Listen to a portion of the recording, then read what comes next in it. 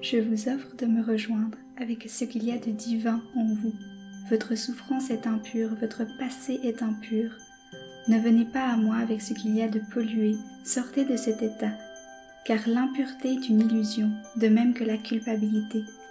En union avec la puissance que je perçois dans tout, mes faiblesses et mes doutes s'évanouissent. J'habite mon corps comme un lieu sacré.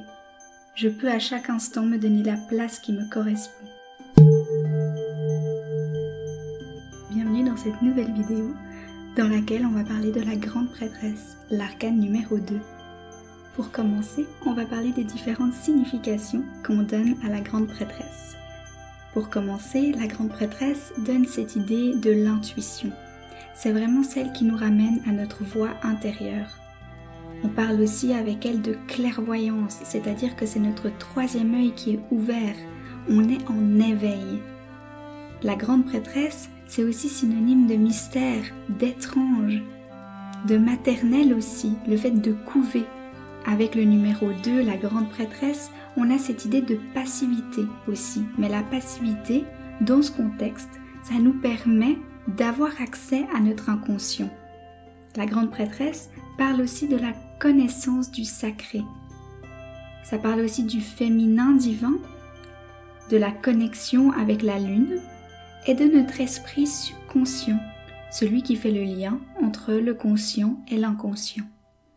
Si on se plonge plus en détail maintenant dans les détails du tarot Rider-Waite-Smith, on peut tout d'abord s'interroger sur le numéro 2 que porte la grande prêtresse, parce que le numéro 2 parle d'accumulation, le fait de se préparer à l'action, on est en gestation. C'est le fait de couver, de préparer, de se mettre un petit peu à l'écart, se cloîtrer, pour pouvoir ensuite entrer en action. Mais dans le numéro 2, on est dans la réceptivité. Et le numéro 2 parle aussi de dualité. Dans cette représentation de la grande prêtresse, on peut s'interroger aussi sur la couronne qu'elle porte. On voit que la couronne représente les 3 phases de la lune. On voit la lune montante, la nouvelle lune qui représente le printemps. On voit la pleine lune qui représente l'été. Et on voit la lune descendante qui représente plutôt l'automne. On a, avec ces 3 phases lunaires, aussi les 3 grandes déesses qui représentent les phases de la femme, du cycle menstruel et cette idée de phase de la lune. On a l'idée de la Vierge qui parle de l'énergie de départ, la liberté et la puissance qui nous permet de créer. On a l'énergie de la mère, le fait de donner vie à un projet ou à n'importe quelle idée. On a finalement la crone qui amène la sagesse, la connexion au divin et l'introspection. En plus de la couronne qui nous donnait déjà l'idée et le concept de la lune, donc des lunaisons, donc de la cyclicité, on voit encore plus à ses pieds, en bas, une lune, concrètement, qui nous donne cette idée de connaissance cachée, de l'occulte, du pouvoir du psychisme, des visions et de la clairvoyance. La lune, c'est aussi justement ce cycle lunaire qui ramène au cycle menstruel de la femme, mais dans l'idée que tout est cyclique et qu'il faut suivre et accepter et embrasser cette cyclicité qui vit en nous et qui nous permet justement de reconnaître ces cycles de création, de repos, d'énergie, de donner vie mais aussi de se reposer, accepter ce cycle qui vit en nous naturellement. De chaque côté de la grande prêtresse, on peut voir ces 2 grands piliers, un blanc et un noir. Ces 2 grands piliers correspondent aux 2 colonnes du temple d'Isis et de l'ancien temple hébreu à Jérusalem. Le B correspond à Boaz et le J correspond à Yakin. Le B parle de la passivité, du mystère, et le J parle de l'action et de la conscience. Et comme le symbole du yin et du yang, on voit que chaque lettre porte la couleur de l'autre pilier. Et ça montre que la dualité se trouve dans chaque extrême, qui porte un petit peu de l'autre extrême. Parce que la dualité, c'est qu'une illusion au final. Dans chaque extrême, il y a un peu de l'autre. Ces 2 piliers, on va les retrouver tout au long du tarot, notamment dans les arcanes majeures. On va le retrouver avec le hiérophante, avec la lune, mais aussi avec le chariot, avec les 2 sphinx, qui sont noirs et blancs, mais qui ont un peu de blanc dans le noir et un peu de noir dans le blanc. On le retrouve avec les amoureux avec l'homme et la femme, et on le retrouve aussi dans la carte du jugement, avec aussi cet homme et cette femme, toujours avec cette idée de dualité du yin et du yang, mais d'avoir les extrêmes dans l'autre aussi. Si on zoome un petit peu sur cette représentation de la grande prêtresse, on peut voir qu'elle tient un livre qui est nommé Torah. Ça fait référence donc à la Torah, les lois juives, qui se représentent les 5 livres de Moïse, mais on voit aussi qu'on n'a pas le H à la fin, qui est écrit normalement Torah avec un H à la fin, et donc ça nous permet d'inverser les lettres et d'avoir tarot. Et dans les deux sens, le tarot et la Torah sont des grands porteurs de significations ésotériques. Ça signifie donc qu'elles portent la connaissance supérieure de notre vérité psychique, accessible sous forme de mythes et de rêves. Derrière elle, on peut voir un voile. Ce voile, ça représente ce qui est caché, inaccessible. Et elle garde ce voile, donc elle garde le mystère, elle garde le secret. Et si on passe derrière le voile, ça voudrait dire qu'on amène à la conscience la sagesse irrationnelle de l'inconscient. C'est-à-dire que derrière le voile, c'est notre inconscient. Donc on va l'amener à la conscience si on a accès à l'arrière du voile. Et on peut voir légèrement que derrière ce voile, il y a de l'eau. Et c'est donc l'inconscient. Et pour accéder à l'arrière de ce voile, c'est finalement tout le trajet qu'on va faire, le voyage qu'on va faire à travers les arcanes du tarot, pour arriver finalement à la lune, la finalité de l'inconscient et l'accès total, l'ouverture à cet inconscient, ce qui est caché. On voit que les patterns sur ce rideau, sur ce voile, montrent des grenades. Et les grenades, c'est le symbole de la féminité dans le sens qu'elle materne. Elle va faire grandir, elle va couver. Un projet, une idée, une création artistique ou un développement de soi, ça peut être simplement soi qu'on se développe, on se couve soi-même, un projet qu'on a envie de développer en soi. Dans la pop culture, les références à la papesse ou à la grande prêtresse sont souvent des personnages cachés, des personnages qu'on voit pas beaucoup dans le premier plan, qui sont un peu mystérieux, qui disent pas trop qui ils sont, on n'a pas tellement d'informations sur eux, mais ils amènent tout d'un coup des révélations, où ils gardent des secrets assez lourds. C'est les confidents, mais aussi c'est ceux qui ont la sagesse, ceux qui tout d'un coup amènent un élément à l'histoire qui va tout d'un coup tout chambouler. Une sorte d'oracle finalement. On peut prendre l'exemple de Sybil Trelawney par exemple dans Harry Potter, qui reste dans l'ombre, qui reste cachée, mais elle apporte quand même des immenses révélations pour toute l'histoire. Mais au final, la représentation qu'on en a, c'est une femme un peu bizarre, un peu mystérieuse, elle est un peu incomprise, mais elle transmet des messages et des prédictions pour que l'histoire puisse avancer, des choses cachées que personne d'autre ne sait, mais elle a des visions. Elle a cette clairvoyance. Voici maintenant quelques détails du tarot de Marseille pour approfondir notre compréhension de l'archétype de la grande prêtresse. Dans le tarot de Marseille, la grande prêtresse s'appelle la papesse. On voit encore une fois que derrière elle, il y a une sorte de voile qui montre qu'elle est enfermée dans son temple ou tout autre monument sacré. Si on zoome encore un peu plus en hauteur de la carte, on peut voir 4 pointes sur sa couronne. Ça représente les 4 points cardinaux et l'idée que sa conscience à elle se trouve au centre, liée à son corps physique. Le matériel, le 3D, est complètement connecté au sacré, au divin. On voit aussi que cette papesse a la peau très très blanche. Ça montre une sorte de frigidité, de rigidité, comme si cette papesse était un peu coincée, comme si elle s'empêchait de vivre aussi. Ça montre son autorité glaciale finalement. Comme dans la représentation du Rider-Waite-Smith, on voit que la grande prêtresse tient entre ses mains un livre qui montre qu'elle est centrée sur les études et la connaissance. Le fait que le livre soit de couleur chair, ça montre qu'elle s'intéresse aux lois de l'incarnation dans ses études. Un petit détail caché mais pas sans importance, c'est l'œuf qui est à côté d'elle, un œuf qui couve, ou qu'elle couve son œuf. Ça montre justement que cette papesse est dans l'attente, elle est dans la gestation d'une idée, d'un projet, en tous les cas elle est dans l'attente et elle reste à couver son idée, son projet. Le dernier détail du tarot de Marseille que j'ai envie d'aborder, c'est les 3 petites croix qu'on retrouve sur son habit. ça montre qu'elle est très connectée au monde spirituel, qu'elle a un esprit pur qui habite en chacun de nous.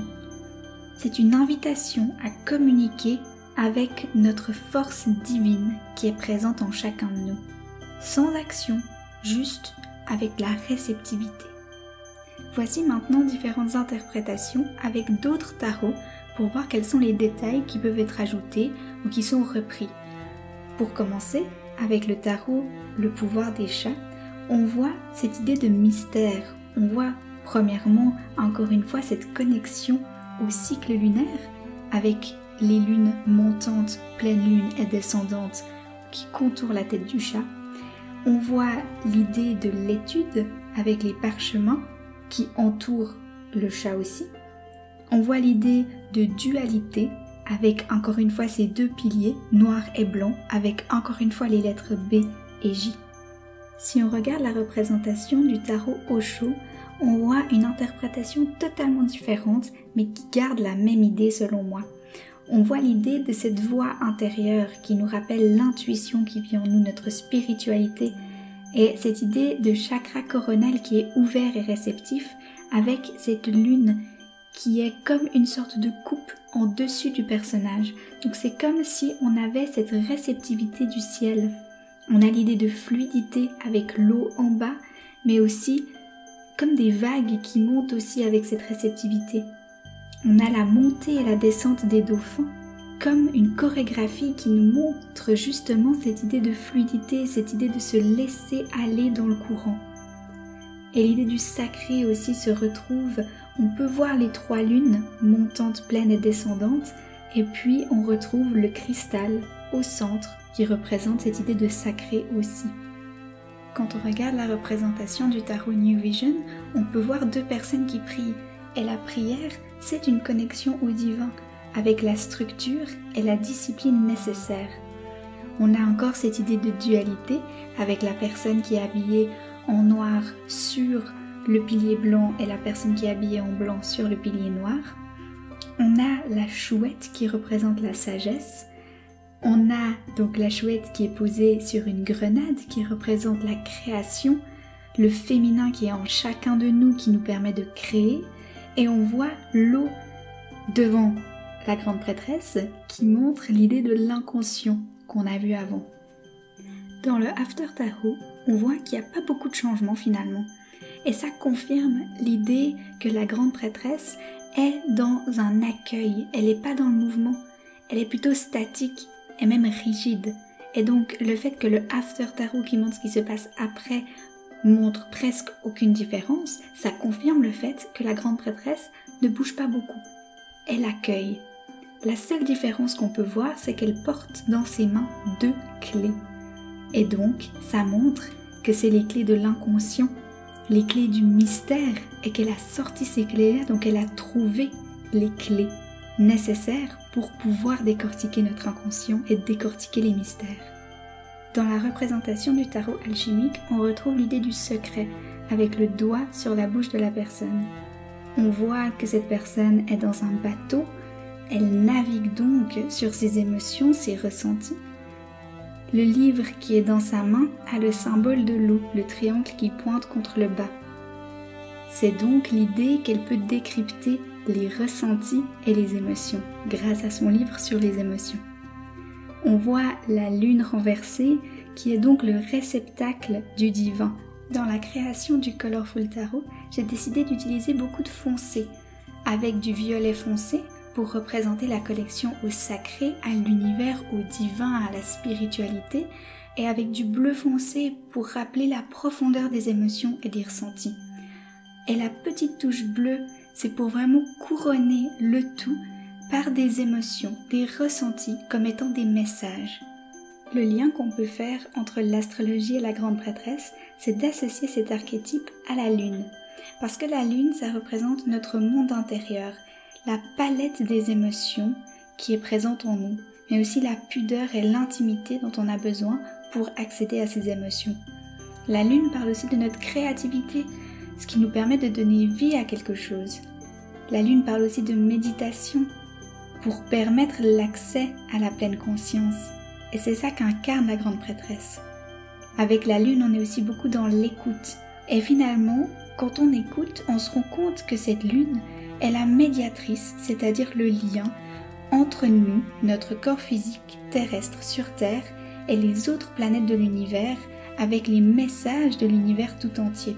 C'est-à-dire que la lune, puisqu'elle est en orbite autour de la Terre, c'est celle qui nous connecte à ce qu'il y a à l'extérieur, au message de l'univers, à ce qui est accessible dans le subtil, et ça l'amène, c'est le filtre pour l'amener sur Terre dans notre incarnation. La lune nous amène aussi cette idée de nous materner, parce que finalement, être en accord avec cette lune, c'est être une bonne mère pour soi-même, s'honorer seul, avec nos besoins et en prendre soin.